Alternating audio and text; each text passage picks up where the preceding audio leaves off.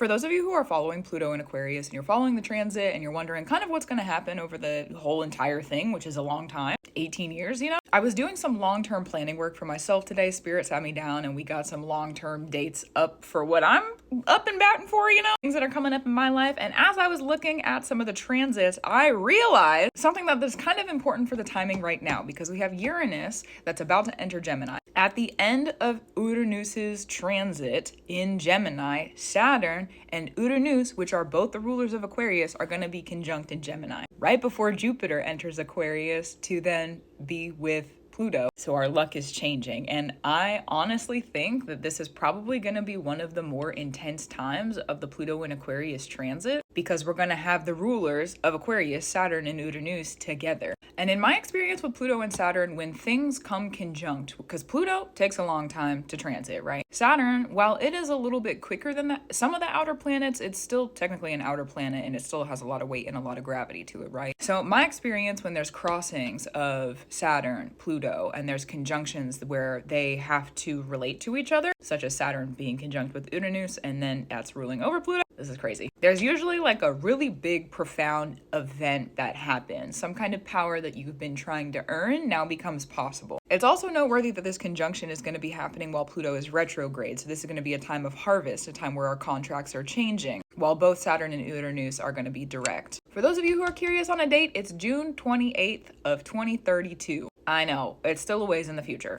7 years, actually, to a little under 7 years. Still, though, long time. The other crazy thing about this that I just saw is that the North Node is going to be in Scorpio, which is going to be partially ruled by that Pluto, which is going to be ruled by the conjunction of Saturn and Uranus. And then later in the year, that year 2032, we have the final Scorpio eclipse on November 3rd for that lunar node axis of Scorpio and Taurus. If we're looking at societal changes and rearranges, we're going to be leading up to something basically the entire time from now until we get to this conjunction and kind of, the entire year of 2032, especially since that eclipse of Scorpio, the final one, won't be happening until we get to the end, November of 2032. And then I haven't looked at the astrology for before 2032, 2031, like the pre-dates of the Scorpio-Taurus axis with the lunar node within specific degrees and stuff like that. But Saturn is going to be in Gemini with Uranus for the time that the North Node is in Scorpio, going to be ruled by that Pluto that's in Aquarius. Do you remember the South Node in Scorpio? Do you remember how freaking wild that was? Do you remember how hard it was? Do you remember how crazy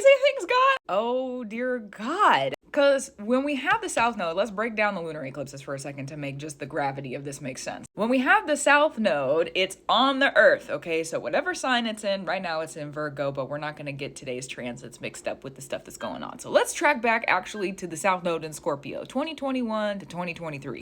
That South Node allowed us to ground our Scorpio placements, Pluto, Mars, our 8th house, anything that had to do with those areas in our personal chart, and then the things that have to do with like our relationships in society and things like that. But Scorpio, grounded on the Earth, okay? And the way that the eclipses work, let's clear this out so you can have a new beginning. Clear it so that things can begin. That's the order that it happens in. Whereas on a month-to-month moon basis, here's the new, and then we're clearing some things out for you. So they happen opposite to each other in the way that the new beginning or the ending is happening. And the eclipses take a long time. It's about 9 years is when the South Node goes then up into the North Node. So the South Node, we're grounding it. We're clearing things out, we have a new beginning. Clearing things out, we have a new beginning. South Node, on the ground, on the Earth. The skills are pretty easy. We usually have a relation to them. The North Node, we don't know what we're doing for the most part. Usually it's a whole bunch of new skills we've never done before. We have to get out of our comfort zone, and it's also pushing us in the direction of this big thing that's high up in the sky that we know we need to do, related probably to your North Node in your chart. We know we need to do it. I can feel it in my bones. I'm not sure how to get there though. I don't know how to do it yet, but I'm gonna figure it out. That's the North Node. So we have the purpose ground in the South Node. That North Node purpose, this thing that's happening that we don't understand, we're building the new skills, right? When it comes back to the South Node, it grounds on the Earth. And then we're processing it on the Earth. We're leaning into the skills that we've created. It becomes pretty easy within that area of the chart. I don't think that the South Node in Scorpio was very easy, at least not for me, but in general terms, okay? So that South Node that was in Scorpio 2021 to 2023 helped us to prep ourselves, endings, death, destruction, rebirth, new beginnings, inheritance, the will, reproductive magic, reproductive organs also with Scorpio. Easy clearing and then a new beginning. South Node in Scorpio 2021 to 2023, okay? We get to 2031 and 2032 when that North Node is in Scorpio. Okay, everything we were learning about and doing with the South Node in Scorpio now is way high up in the sky, and we're leaning into a new purpose. We're building new skills. We're taking risks. We're going on adventures. It's new and it's different and it's big and it's bold. Put a highlighter on it. And you're telling me that North Node, that big purpose high up in the sky, ruled by the underworld, death, destruction, inheritance, the will, a lot of other kinds of magic that we technically cannot talk about within the community guidelines, okay? There's a lot of words I could say to but that's what it is. That is going to be ruled by a Saturn and a Uranus conjunction, which does not happen very often. It doesn't happen very often. And Pluto is going to be ruled by that Saturn and Uranus conjunction. This is about to be a crazy, heightened, what are we even doing experience where probably a lot of us are rethinking a lot of things. And for those of us who are familiar with the death and the rebirth energy of Scorpio, okay, take it back again to 2021 to 2023. What did you realize about yourself in your life that you were like, nah, I can't do this anymore. Gotta make some changes. Gotta do it different. I have to become a new person now.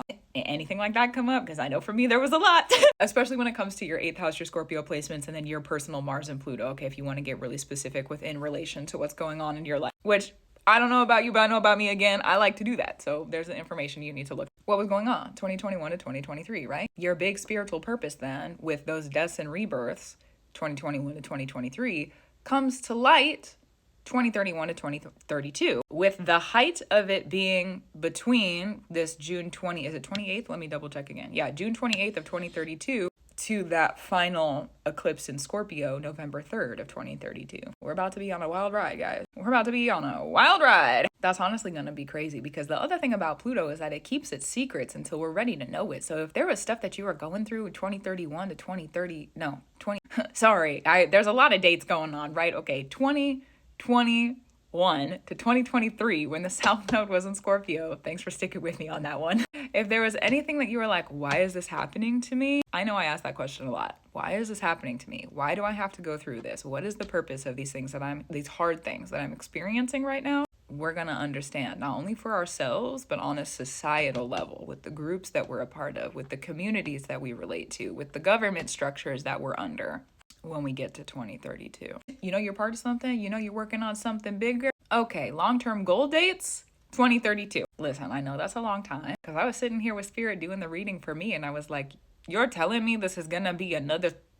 That's a while, Spirit. That's a while. There's a lot of stuff I got to do between now and then. There's a lot. But I was writing things down in my book of spells and getting things ready for myself. And then I realized, I was like, let me go and look at this one eclipse that's happening November 3rd, the Scorpio eclipse. Me on the personal level, that final Scorpio eclipse is always really impactful for a lot of reasons. We're not going to get into my personal chart. But so I just wanted to see it because I was like, okay, if Spirit's telling me this is important, let me go look at it. And then I saw Saturn and Uranus are like basically conjunct. So I went and found the date and that is just crazy to me, you guys. It is just crazy to me that Saturn and Uranus are, I haven't been looking that far in the chart for Pluto and Aquarius, but that's, yeah, expect something big in society, expect something big in your world. Like this is like world-changing events, but not necessarily in the way that we would think about it, especially with everything that's going on in the world right now. Like, not necessarily like that. World-changing events because people figured out their purpose and how to do it.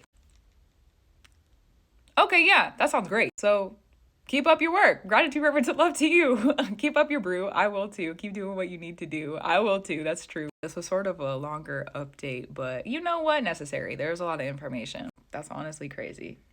Like, this is going to take me a while to process on an internal level. I'm not going to lie to you, but I think I got it. It'll click when it needs to. You know, sometimes you see it when you need to. That's just what it is. Anyways, gratitude, reverence, and love to you. I'll talk to you soon. That's also true. And hopefully this information helps because it is really long term. But if I'm looking at it, Spirit needs me to look at it, then probably you'll know if it's helpful information. I'm going to put it out there. So, yeah. And again, I'll talk to you soon.